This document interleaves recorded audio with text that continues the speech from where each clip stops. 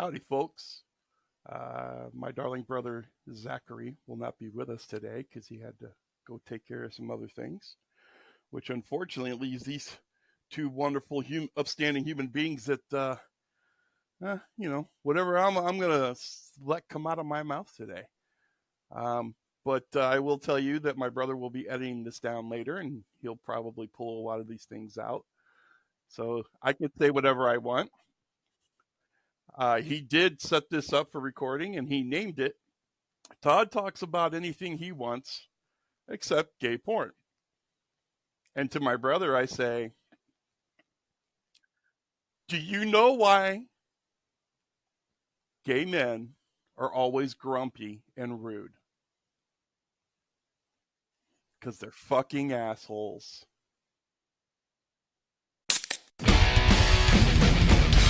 It's evil! Don't touch it! It's alive! I was with you. They're coming to get you. Power of Christ. This is Hello, Mr. Fancy Pants.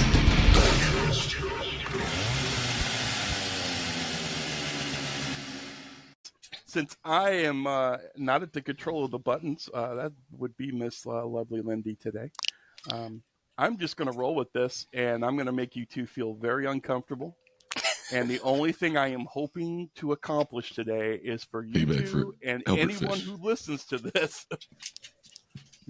No red hots. No red hots.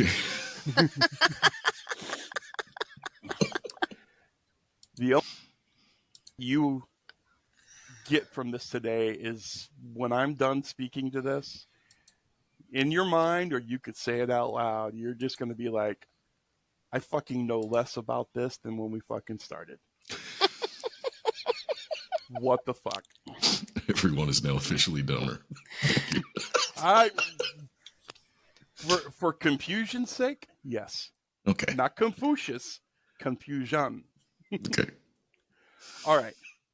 I'm going to give you some basic facts as I tell you what we're going to speak on today.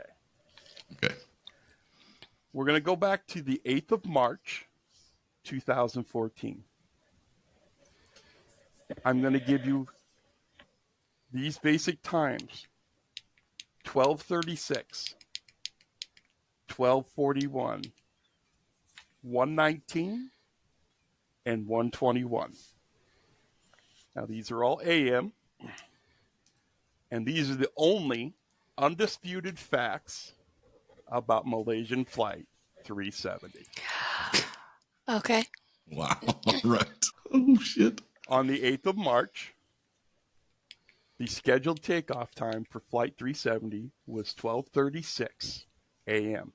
It was a red-eye from Kuala Lumpur heading to Beijing. I will start this out by saying there were 239 people on this plane, 227 passengers and 12 crew. 239 people. I just want to reiterate this. 239 people are gone. Right. No explanations, no answers, gone. And then you turn it over to their family. Have no answers, have no end, have nothing. Right. Many theories, many ideas, and the only quote-unquote accepted truths are all only based on math.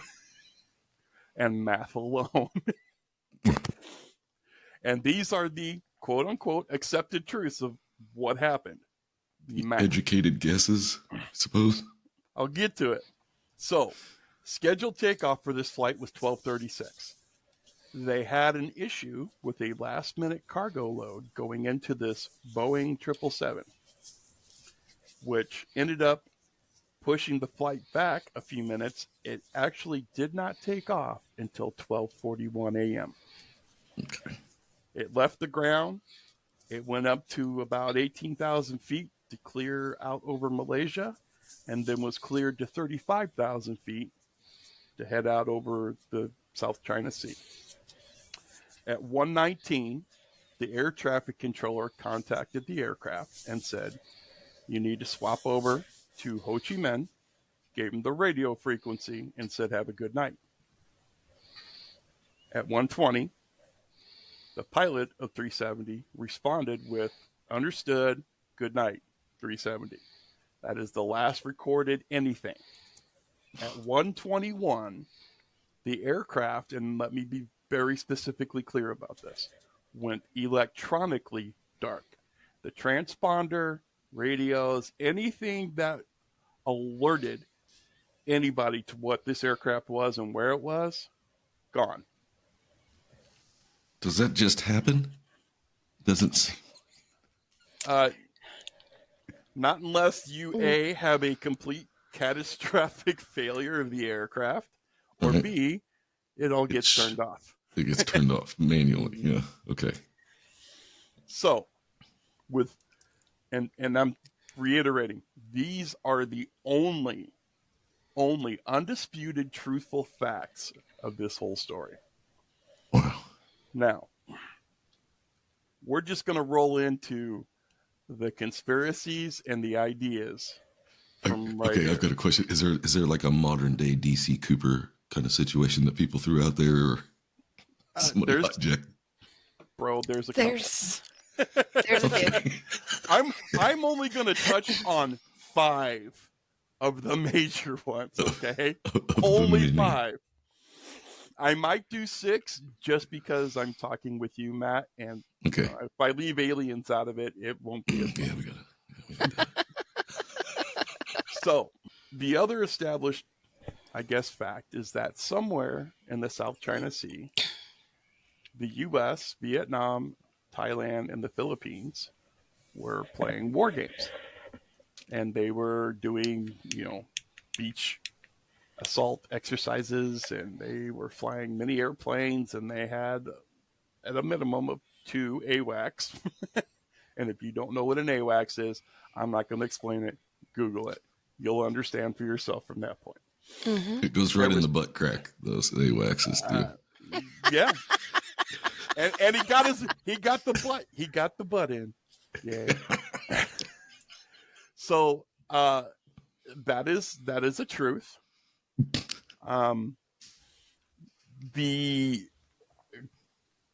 Okay, let me backtrack for a second.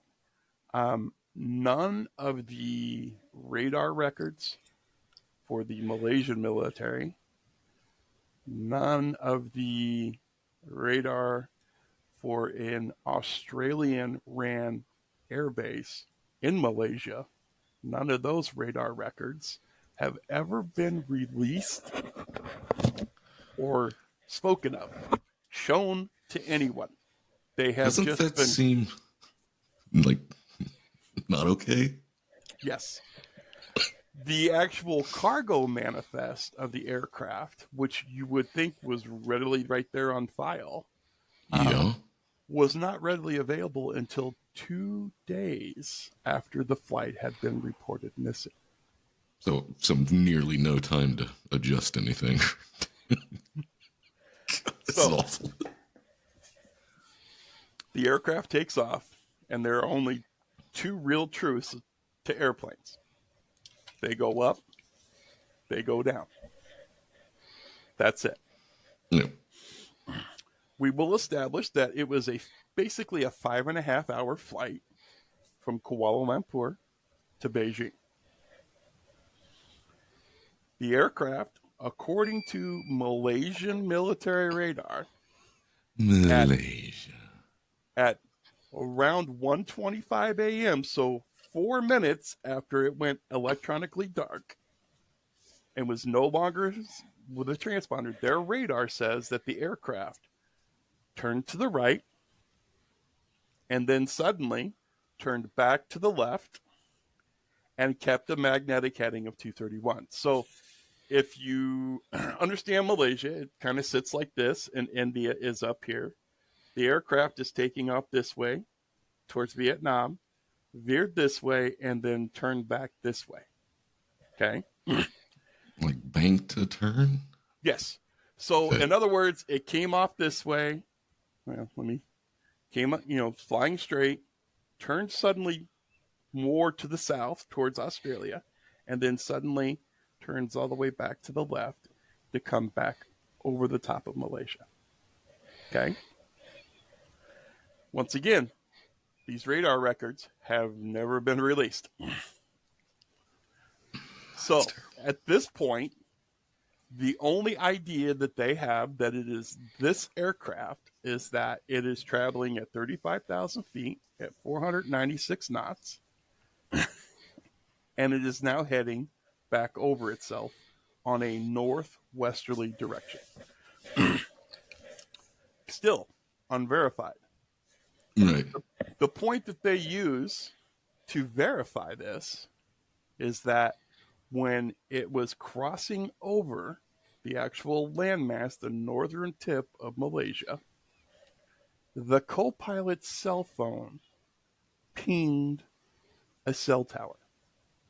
And that's how they verify that it is this aircraft and it is Flight 370. So Now, would mind it be, well, when the air traffic controller signs off with them, is it because of the distance that they're getting and they Yes. need, They so if hand them off to the next ATC. So but if he turns back, is he not coming back into?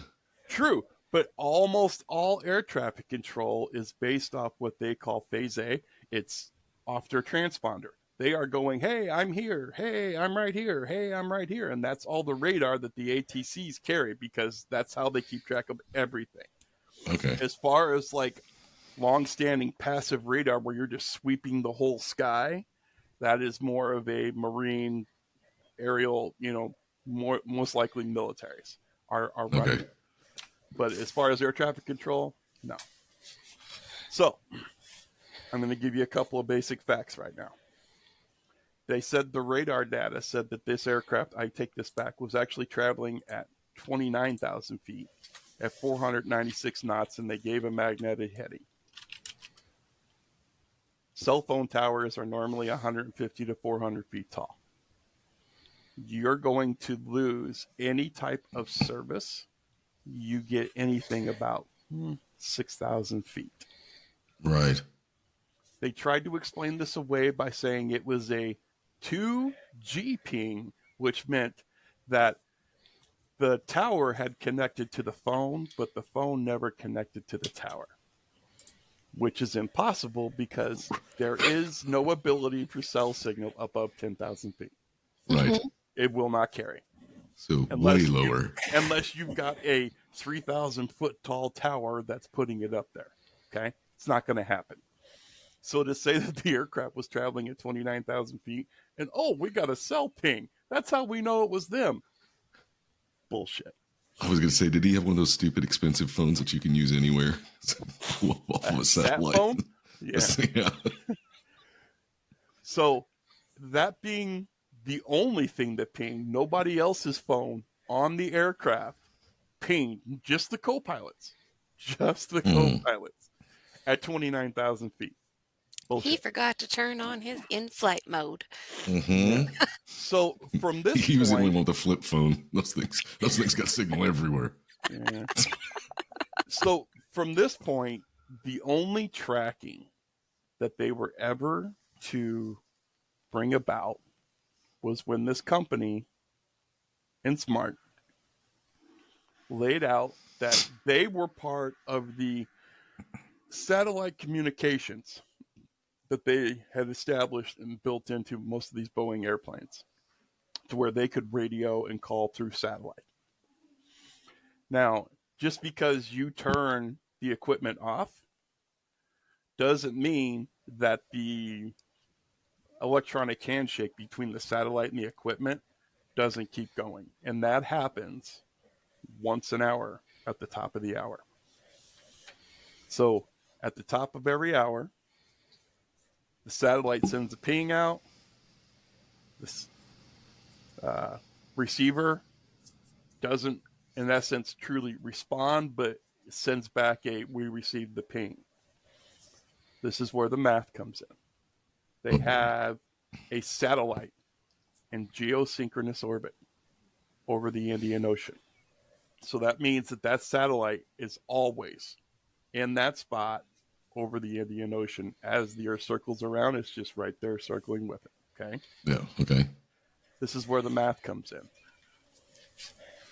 They are measuring the distance between the signal being sent and the signal being received to estimate where this aircraft was, because math will tell you if it takes this long, then this is the measured distance because this is how fast the signal travels.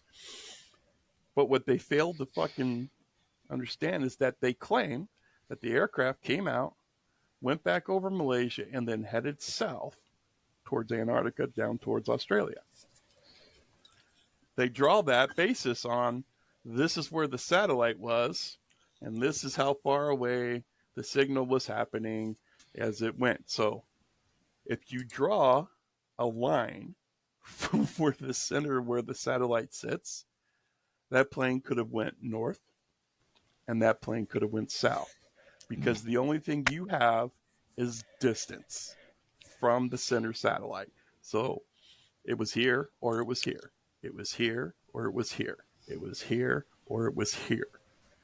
Wow. The satellite data that they chose to follow was to the south, down towards Australia, because they show it can go. The peens, quote unquote, stop at this point. And that's also the relative amount of time that it would have taken for the aircraft to exhaust all of its fuel. No fuel, no fly, you crash. Yeah. Mm-hmm. If you went to the north and followed that same line all the way up to fuel exhaustion, it puts you in Kazakhstan. Oh boy. And so we delve into... I got a bad pen. I'm over here clicking. I got a bad pen. We delve into theory number one. Theory number one comes into that there was possibly some type of equipment, that it was communications equipment that had been stolen from the U.S. military, or that it was a shot down drone from Pakistan. That was the last minute addition of cargo that was put on that held the flight up for those last 5 minutes. All cargo going on to these aircraft in their shipment containers are X-rayed. Yeah. This one was not, because it was a last minute ad. You don't know what the hell. Throw it on. It meets our weight requirements. We can get it in there. Fucking hurry up. We got to take off. Good call. And that at this point, Russians on board the aircraft took over the aircraft and flew it to Kazakhstan to recover all of that equipment. The second theory of that same thing, that there was this equipment that was loaded on last minute, was that the U.S. military tried to force the plane to land. The pilot was like, screw you, and they shot it down.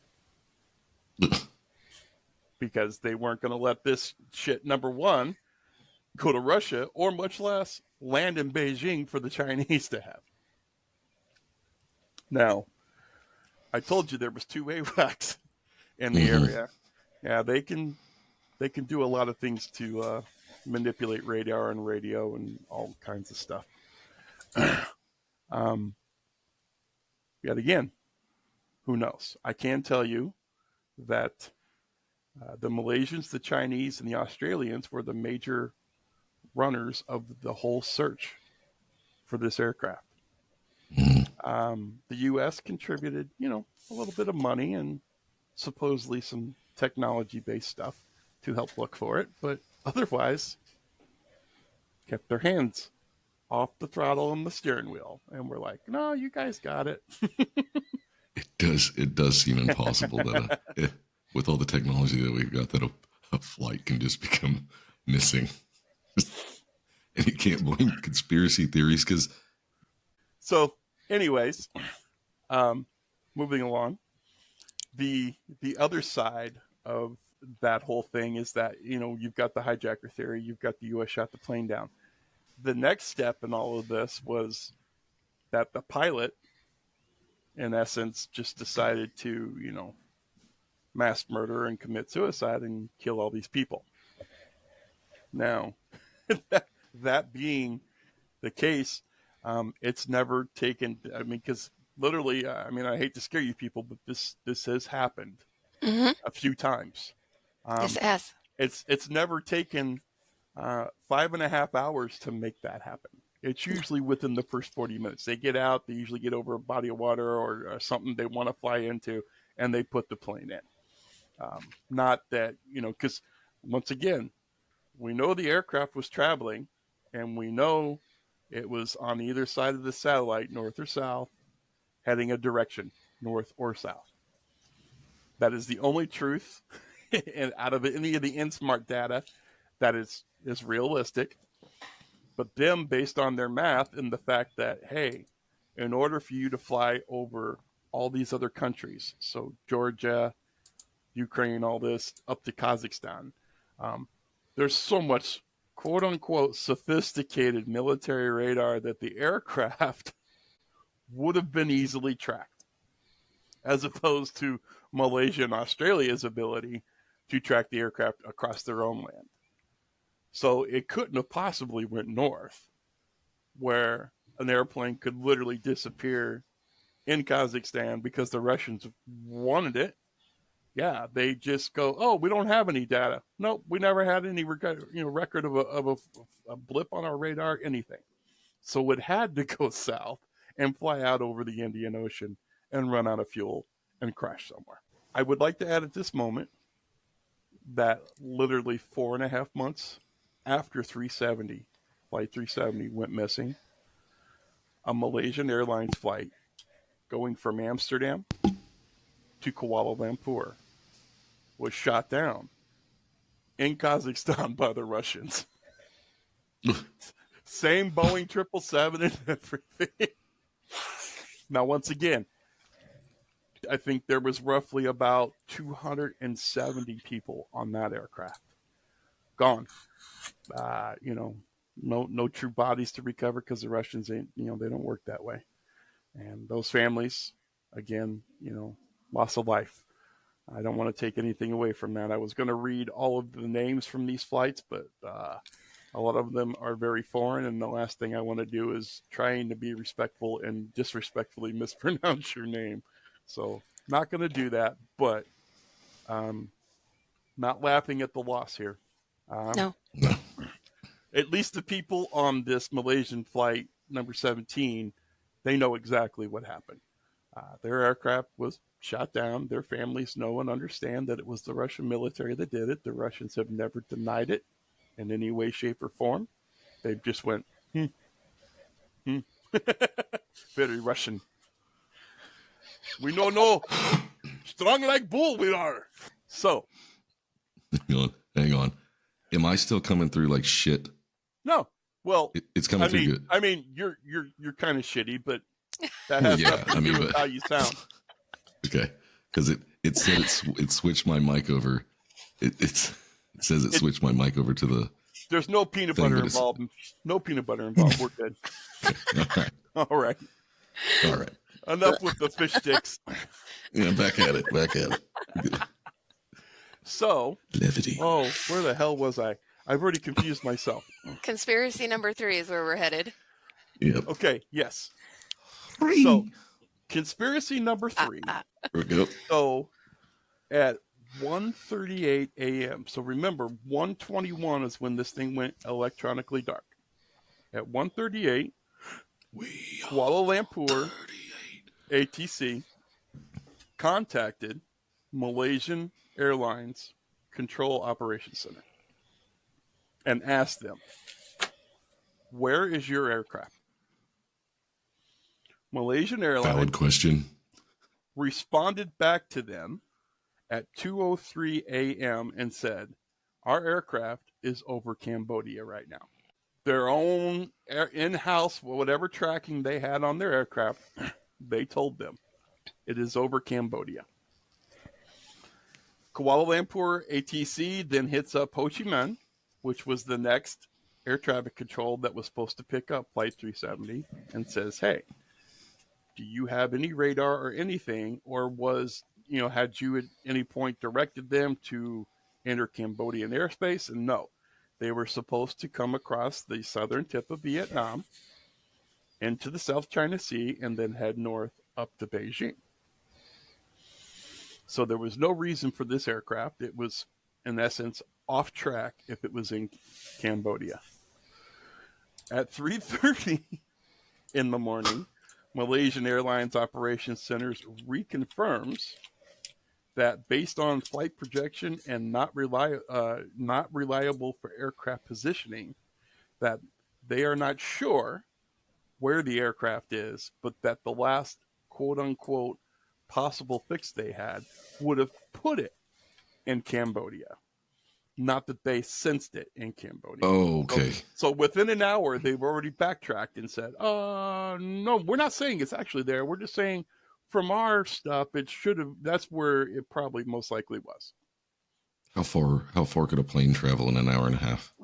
I mean, 35,000 feet. Pretty good amount of miles. a lot.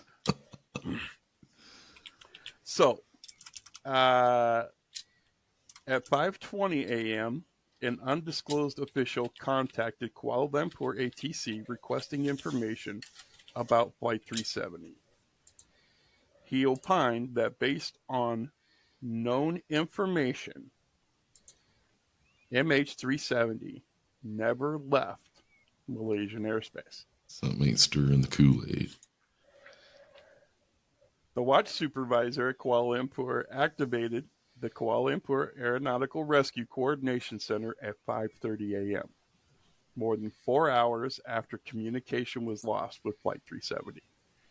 So the ARC then takes over and is responsible for search and rescue, which brings in the Malaysian military and everybody else who can, add some time and add some resources.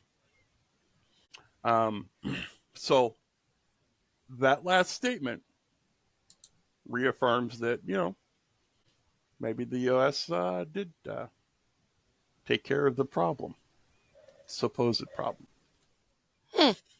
Now, the only truths, the only facts are the aircraft departed Kuala Lumpur at 12:41 a.m. It was handed off at 1:19, told to contact Ho Chi Minh ATC.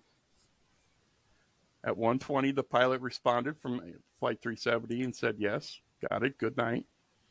And at 1:21 a.m., the aircraft went electronically dark. The other great theory in all of this is that mathematically speaking, based off the geosynchronous satellite for Innsmouth, they tracked it. It could have went north. It could have went south. They based telling these people that this aircraft went down off the western coast of Australia for almost 10 years now, based off math. Your family, your loved ones are dead because mathematically, that's the only truth that we have to give you. Not that they might be alive living in Kazakhstan as prisoners or, any of these other possible theories. Okay. Mm-hmm. None of it. Just mathematically speaking, we know the aircraft traveled to either north to this point or south to this point, but we know it didn't go north because all of those countries have very sophisticated military radars and they would have seen the airplane. Not that they're going to say we've seen the airplane, but that they would have. All of them being previous Russian bloc countries that are still under Russian control, Russian Federation. So it had to go south. And if it went to this point, and we got a ping at this point, but if it went to this point, it would have exhausted fuel and crashed. Now, mind you, there are stories of aircraft pieces washing up on the eastern African coast and in Madagascar. All of them, quote unquote, could and most likely are aircraft parts with no discernible serial numbers or anything else. At one point, almost a year later, there was a flaperon that was found on a beach, somehow wonderfully,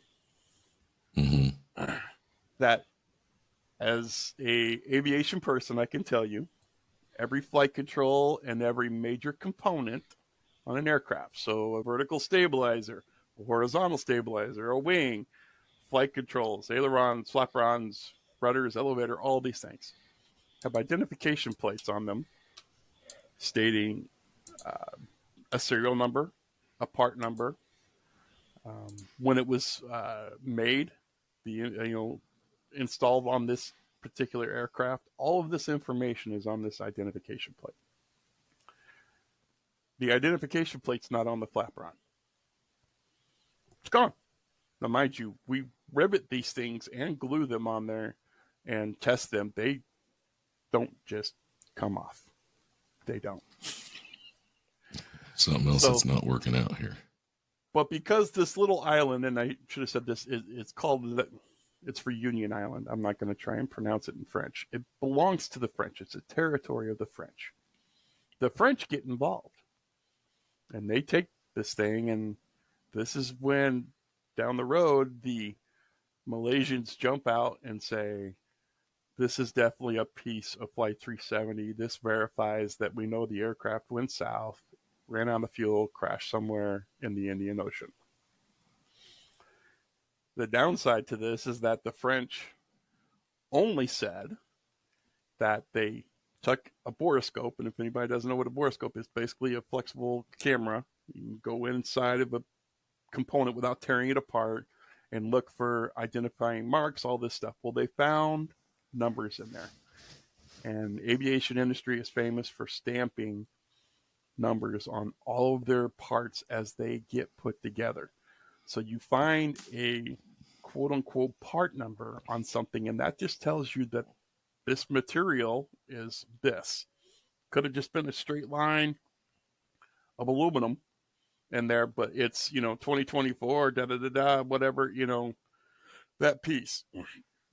Those are the only piece numbers that they pulled out of this flaperon. And one out of the 12 numbers they found in there, one matched component assembly for a Boeing 777. One number out of 12. The Malaysians come out and go, it's verified. It's Flight 370 because the French said so. And the French went, no, we didn't. We never officially said this. We said we got a number that was matching to a component number that would have been installed on a Boeing 777. Not that it was Flight 370. We have no serial number. We have nothing that we can designate straight to this being this. So in steps the French government. And one of the guys who lost his family, his wife, and his two younger children were on Flight 370. He was working in China at the time, both gone. Thank goodness for the French. He because this washes up and it gives the French some type of jurisdictional, validation, I guess. Gets to say, I want to file a wrongful death suit and investigate into the deaths of my family. Yeah. French government says, well, you have the right to do that under French law, so we will instigate an investigation. And it's run by judges and investigators. And it's still open to this day. Still working to this day. So he gets involved and pushes this forward. So now we get back to the mass suicide the pilot did it. 2 years after this flight goes missing, the FBI,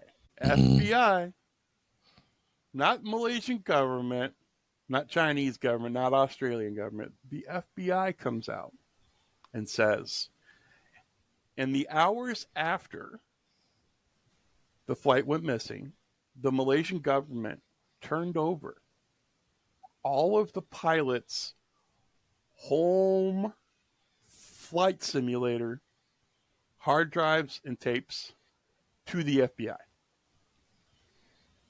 In the hours, the FBI, quote unquote, has these things after this flight goes missing. Nobody even decided to put in search and rescue until 5 that morning. So in the hours, the FBI is already there to receive tapes. They claim that the pilot had several times flown that coming left turn back over Malaysia and then heading south into the Indian Ocean. Had flown that route on a simulator. So now we're back to the pilot did it. Their theory is that he depressurized the cabin, and in doing so, the oxygen mask dropped down. Everybody's got about maybe about a half hour of air before that runs out. Flight crew has a lot more because they've got their own separate bottle controlling all that. He basically puts everybody in the aircraft into hypoxia state and kills them. And then just what? Decides to fly around with 238 dead bodies. Ooh, well, Yeah. I'm out here flying over the Indian Ocean. You know, I'm just going to keep flying until I run out of fuel and then die. But I killed everybody, and that's their answer. Yet again. Well, It took the FBI 2 years to release this data. The fact that they were involved in the investigation at all was never spoken of, never released. They just came out 2 years later and went, hey, we figure it was the pilot because of this. Come to find out, that data is not actual flight on his simulator. It's literally waypoints from him bringing his mouse to here, bringing his mouse to here, and then bringing his mouse to here. Never actually flew it, but clicked on a mouse in these spots and they got to draw a line. okay. So, yet again, who knows? Now, in all fairness to Matt, there is the alien theory. And the alien theory is that that flight was just cruising along, and then a UFO just swallowed it up and took it away. And we'll never truly know because they're up getting butt probed. Ask me about my butthole! It makes as much sense as killing all the passengers and just flying until you run out of fuel. So, I will tell you that once again, based on math, people have been going all over the Indian Ocean, the western coast of Australia, because that's where everybody believes this aircraft is. And there have been several companies that have gone out there and dragged sonar buoys and ran autonomous vehicles, mapping the ocean floor, doing all these things. Mind you, the Indian Ocean is kind of one of those things that never gets talked about because there's not a whole lot of real traffic between the western coast of Australia and the southeast coast of Africa, which is the Indian Ocean. I will applaud the people who were in this search effort for many years. I want to say most of them, with the Australians running it, ran this until about 2017. They were out on the Indian Ocean. I mean, we're talking they put themselves in much peril trying to give people some answers. So kudos to them. Hats off. Well, not literally, but, hats off. Yep. The only true answers that I can give you to this is that the aircraft never made it to Beijing. The aircraft has never factually been found. And there are 239 people who are missing, who are alive, dead, mathematically speaking, according to Insmart, are dead because the aircraft had to keep turning left and fly out over the Indian Ocean and run out of fuel and crash. We don't know, but once again, the only facts are this. That aircraft took off at 12:41 a.m. At 1:19 a.m., Kuala Lumpur ATC handed it over to Ho Chi Minh, telling them the radio frequency to tune to contact Ho Chi Minh. keep on their flight path and make contact with the next ATC. At 1:20, the pilot responded, understood, good night. And at 1:21, the aircraft went electronically dark. Otherwise, that airplane is anywhere. Mathematically speaking, it's either in Kazakhstan or it's in the Indian Ocean. Will I know the answer to this in my lifetime? Probably not. Can I make some guesses? You betcha. Is there enough unanswered random things to point a lot of fingers? Yes. But what I will say is that I don't have a fucking clue. No. I think it's ridiculous to think that there is no radar data. It has not been released, but it has to be. Now, the other funny part about this is that in the days after, they released a manifest, and yes, there was, quote unquote, 3 ethnically born Russian men on the aircraft. There was also 2 Iranian men. This was added after they had released the manifest, that were traveling on fake. I want to say one of them was an Italian passport, and the other one was basically 2 Iranian men traveling on fake passports. Mm-hmm. There were like 153 Chinese nationals. I mean, most of the aircraft was them. A lot of them were actually in Malaysia for some type of artistic calligraphy event. And so they had gone, these calligraphy artists had gone there with their families and stuff, and they were just flying home from this event. How do you determine the reason for an aircraft to go missing? You always want to, motive and all these kind of things. What was the mystery last minute cargo? Right. We don't know.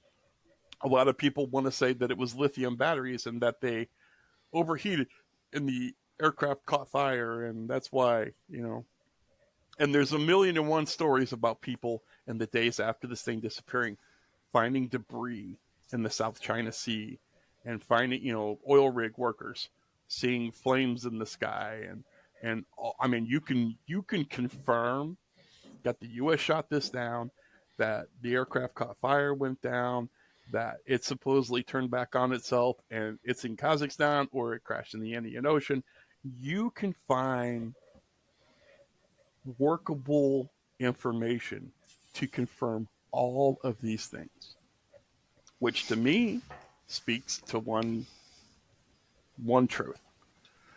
It was the fucking aliens, because if you can't explain it, Sherlock Holmes always said, the one thing that seems unexplainable is the answer. It's the truth. Fucking aliens. It seems crazy that Arkham's razor is aliens in this story. It's not the most plausible way. So yeah, that's it, man. And like I said, I could keep going with stories and information for hours. And there are people who are completely obsessed with trying to find aircraft parts for this and writing stories. I mean, to this day, there are still people doing podcasts and talking about this. It's the most unfortunate, unanswered thing of our generation. I mean, it's the Bermuda Triangle for millennials, I mean, whatever else. Right. There are no answers. That is the one absolute truth of this, is that there are no answers. None. Well, you definitely didn't disappoint. I'm left with more questions than answers. I'm more angry now. Mm-hmm. I know there is information out there. They will neither confirm nor deny it. Mm-hmm. There is no confirmation. I gave you all the confirmation I have. Mm-hmm. These are the only facts. Right. Everything else is speculation. At 12:41. Yeah, it's crazy, man. Educated guess, but yeah. I would tell you, as an aviation guy, this one bothers me more than a whole lot of other things I've ever seen, heard, been told, read about, because there are so many missteps and there is so much shrouded secrecy to the basic information that, I mean, had this happened anywhere in U.S. territories, Freedom of Information Act would have given you access to the radar Yeah. instantly. Mhm. Any There it of it, is. just to It verify. should, And that's how it and should be. the second that they said no, you can't have it, guess what? But because Yep. this was Malaysia, and Malaysia's government is absolutely horrific. I mean, the guy that was the prime minister during this time period, he came out within a year after that he had basically ripped off more than almost $14 million from the government, which is stealing it for himself. And that, after the second flight that the Russians shot down, the Malaysian government decided to nationalize, which means the government took over Malaysian Airlines. And it's still run by the government. So if you're ever flying to Malaysia, folks, your Delta connection might be a Malaysian Airlines flight. Have fun with that one. How about no? Yeah, no, I don't think so. So would you lean more towards them being shot down than go until it runs out of fuel and wrecks? I am not of the opinion that aircraft flew south into the Indian Ocean until it ran out of fuel. I'm not.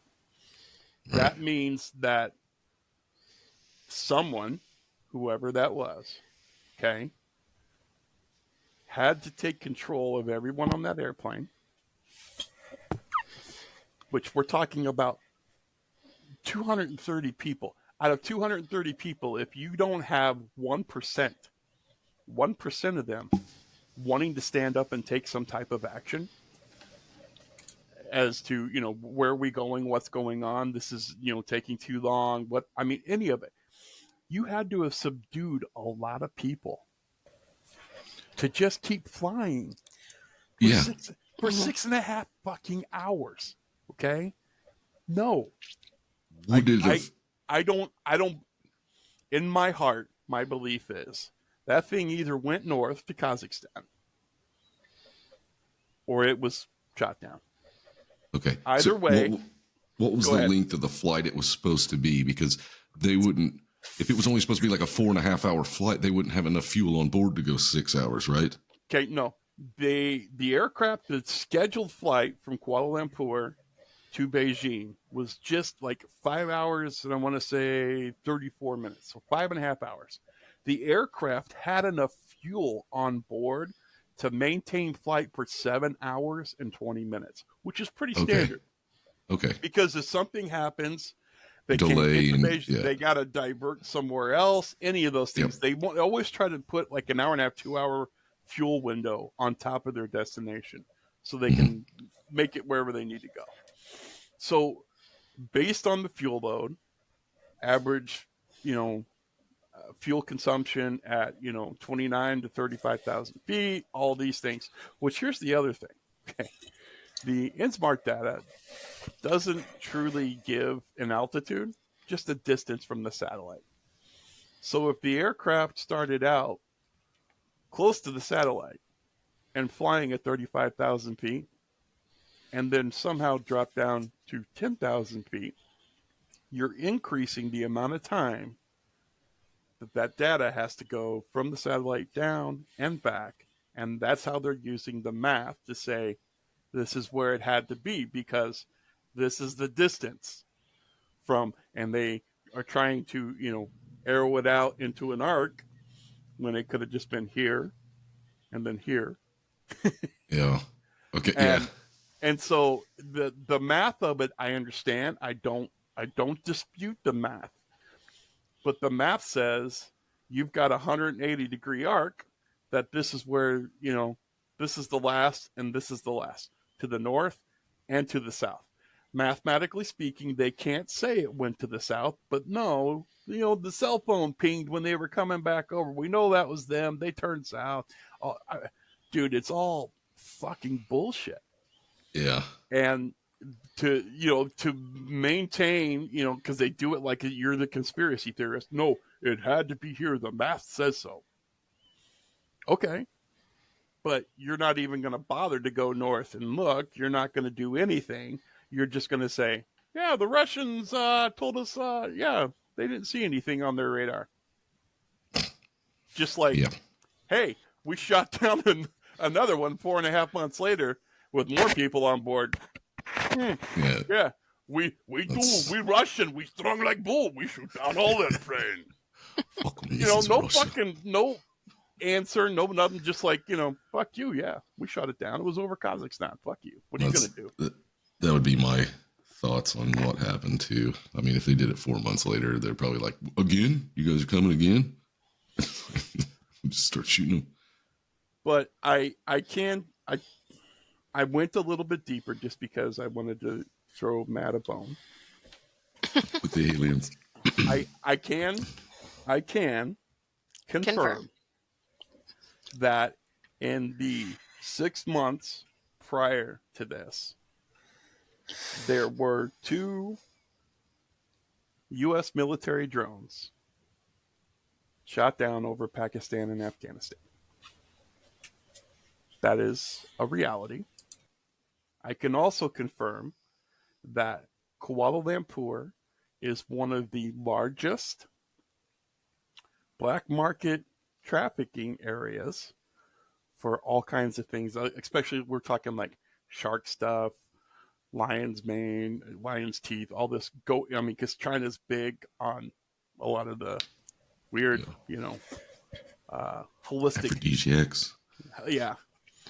So Kuala Lumpur is already set up to, be this traffic hub for a lot of this stuff. Not saying that it wouldn't be also used for transporting other things through, getting them through to wherever you want them to be without anybody knowing. It's a civilian aircraft flight. Who's going to do anything? The fact that there was a U.S. military multinational exercise going on the same week. Who knows? But aliens. For sure. And fuck it, I'm out. Okay. At least you saved me the trouble of starting to look shit up, because I already know that doesn't matter what you read, it ain't going to be what happened for sure. Nobody else. So you are not going to find a true. I mean, the only destination you're going to find is what you think from all the information you gather. You're going to form your own idea. But there again, it's like believing in Santa Claus, man. You tell a 5-year-old there's no fucking Santa Claus, they're going to fight, bro. They're ready to fucking shake your ass. You tell that to a fucking 10-year-old, they're going to be like, I want some more free shit this year. So, yeah, I'll play along. Yeah. It's all on your perspective. No fact. I knew about the story, but I had seen things on the news where it's like, we found this piece and we found this piece, but none of it was ever factual, saying, oh, nope, it is. Normally came back as like a dead end. And once again, the Malaysians are big on that whole cell tower ping. And I'm like, you understand that factually over 6,000 feet, at 6,000 feet, literally, you might like show bars on your phone, but your phone is not going to transmit data. It's not going to do anything. So to say that your radar is tracking this aircraft at 29,000 feet and this guy's cell phone pinged as he came over this peninsula at the top of Malaysia. Bullshit. And that's how that's how we know it's them. Oh, buddy. Yeah. One cell phone out of roughly 250 pinged. No. And I will tell you this. At least. Okay. Because I bet a lot of them had business phones with them too. So there was probably 2 per person for quite a few of them. There is a weird part to this story that I kind of left out, but I'll jump into it real quick. The phantom cell phone theory. A lot of these people, once it had gotten out, so we're talking roughly about 5:30 in the morning. Okay, because this aircraft by 6 a.m. China time is supposed to be on the ground. So roughly 6:30, 7 o'clock in the morning, a lot of these people's families are starting to realize something's gone wrong, and they're making phone calls. They're calling their loved ones' cell phones, and these cell phones are not going, this person is not available, is going straight to voicemail. Like if you turn your phone off, supposedly that happens. Mm-hmm. No, they're ringing. They're ringing the amount of allotted rings and then going to voicemail, which means one of two things. They're still functional. They're still functional, or the signal traffic is going out, and while they are trying to find the phone, they're just showing it as ringing, and then when they can't make contact and a connection, they just send it to voicemail. That is a factual thing that happens. Sometimes you can call someone even though they have their phone turned off because they had traveled out of an area and there is no connection ping between the two. It'll ring, searching. Oh, phone's off or whatever. Send it to voicemail. But we're talking 1:21, the aircraft goes electronically dark. Roughly 7:30 the next morning is when the Malaysian government says, hey, we don't know where the airplane is. Fuck me, that's a lot of time. Mm-hmm. And people are calling. Yeah. That's much fucking time. Yeah. The But level of incompetence, staggering. The pilot flew this route, killed everybody, and decided to fly around with 238 dead bodies on board a big fucking airplane. Because what? He couldn't go whoop and put it? No, he just set it on autopilot, was like, I'm going to sit here and masturbate and think about gay porn until this thing runs out of gas. I don't know. I'd go with aliens before that. Exactly. For sure. All right. I've talked it to death. You go, there's 1,000,001 podcasts and TV specials, and you're not going to find any real answers, but have fun. They will all have the same facts that you do, just a lot more speculation and more speculation from this person, more speculation from this person. I have had this on my brain since March of 2014. I bet. Because airplanes are what I do, and it just, none of it makes sense. None of it. And yet there's enough bullshit. For me, whenever you're saying it, I don't know near what you do, but when I hear some of it, I'm thinking, what the fuck ever? I know your brain has to be going, bullshit, motherfucker. That is not how that works. I can neither confirm nor deny. I have no official stance on any of this information. Oh, shit. Other than, there is an official statement that was given to a Malaysian government official when he asked about it, that the aircraft never left Malaysian airspace. All right. You guys ponder on it, think on it. I'm done. Matt's going to tell you some shit. No, fuck you, Zach, because you're a dick because you care about your family and you're doing cool stuff for Miss Veda. Yeah. Exactly. No, have fun editing this one. I'd like to say we'll probably be getting back to do a live like once a month. It's just things have been hectic here lately. So if you guys have been missing it, that's the reason. We've just had shit pop up here and there. And so we had to put it on the back burner. And so we'll all these figure other out. guys have lives. I'm just lazy. It's more of it's been hectic enough just trying to get together to get an episode recorded. It's like everybody's got something going on at this day or this time and just trying to get it together. So doing a live has been rough, but we will let you know on Facebook whenever, unless we do one before this comes out, hopefully, because this will be a bit, won't it? Mm-hmm. So everybody want to rate and review on Spotify? Pretty please. That would be great. Pretty would be great. please. And also, it's pretty cool that you can just download it and the video will pop up too. Like you can watch the video if you want to instead of just listening to it. You don't even have to download it. As It'll soon as you play. hit play, Yeah. as soon as you It hit just play, that pops up. video just play. So, Okay. yep. Don't watch the video. You don't want to stare at my ugly ass. I mean, my face. They won't allow me to show you my ass. Depending on episode. Depending on. We can go for this one right now. Nobody wants to see my big fat hairy ass. Oh boy, be a spike in listens on that, wouldn't it? No. Todd shows his ass on this episode. Like, bing, bing, bing, bing, bing, bing, bing. I would put one of us shows ass. Yeah. Okay, guys. Well, since we didn't do an intro to tell you who we are, I'm sure you already know. If you don't, fuck it. So I was just like, I don't want any of you to say anything until I tell you what the fuck I'm talking about. I was like, okay. Well, when your brother names the episode, Todd talks about anything he wants to except gay porn. Yeah. I mean, I'm in my 50s. It's That's not as prevalent as it used to be, but you can be guaranteed of one thing. Tell me that I cannot or will not do something, And it's happening. Mm-hmm. so that's why you got the gay porn joke. Oh, yeah. Guys, thanks for tuning in. Oh, this is hello, Mr. Fancy Pants, by the way. And we will see you next Tuesday. I'm Spar. Lindy. I am a meat popsicle. Later. Bye. Okay, I love you. Bye-bye. It's evil! Don't touch it!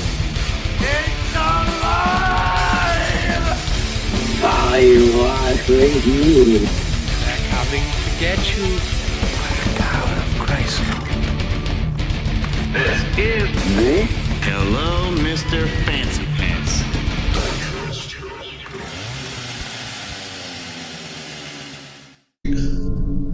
What's my line, Zach? What's my line?